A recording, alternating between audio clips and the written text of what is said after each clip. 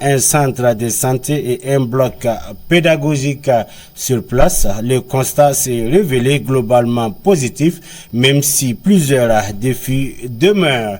Le coordinateur général du Conseil, Dr Mohamed Issaka Kindo, a salué la progression des travaux tout en appelant à la solidarité des fidèles. Nous nous réjouissons ce matin dans l'enceinte de l'hôpital en perspective et en construction par le mouvement sunnite. Nous représentons ici le conseil des ulémas, à leur tête le coordinateur qui est Dr Mohamed Issa Kindo, qui m'a précédé en prenant la parole à Morée. Regarde d'Allah subhanahu wa ta'ala, un temps record et déjà la construction a beaucoup avancé, comme nous le constatons. Nous avons eu le plaisir de venir fouler le sol, en tout cas de cet hôpital-là, pour être témoin oculaire de travail déjà abattu. Et là, nous allons profiter, lancer encore et exhorter les fidèles sunnites et les fidèles musulmans et toutes les bonnes volontés qui peuvent contribuer à la réalisation de ce grand projet qui est au profit de tous les Burkinabés sans exception. Musulmans comme musulmans, tout le monde va se faire soigner ici.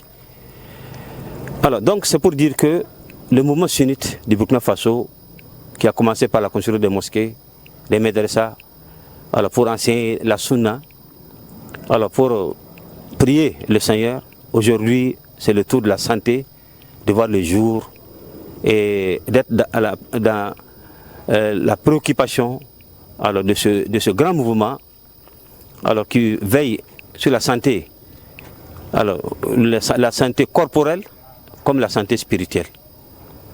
Alors donc c'est un grand plaisir pour nous de venir assister en tout cas à ce travail et son avancement et de profiter, demander les uns et les autres de contribuer davantage pour que le projet puisse finir et que les soins puissent se faire ici pour que les gens sachent effectivement que nous sommes aussi dans la construction du pays.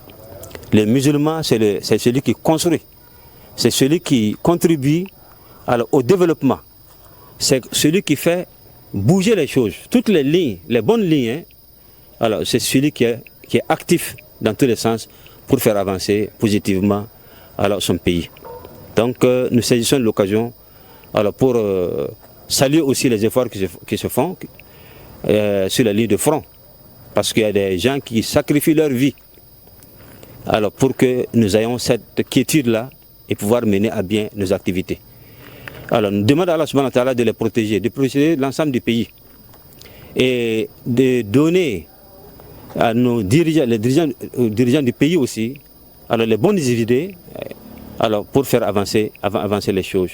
Qu'Allah les assiste, qu'Allah les protège contre tout mal de l'intérieur comme de l'extérieur, qu'Allah protège notre chère nation contre les velléités et puis les tentatives de déstabilisation, que nous soyons toujours dans la paix, la sécurité et la quiétude.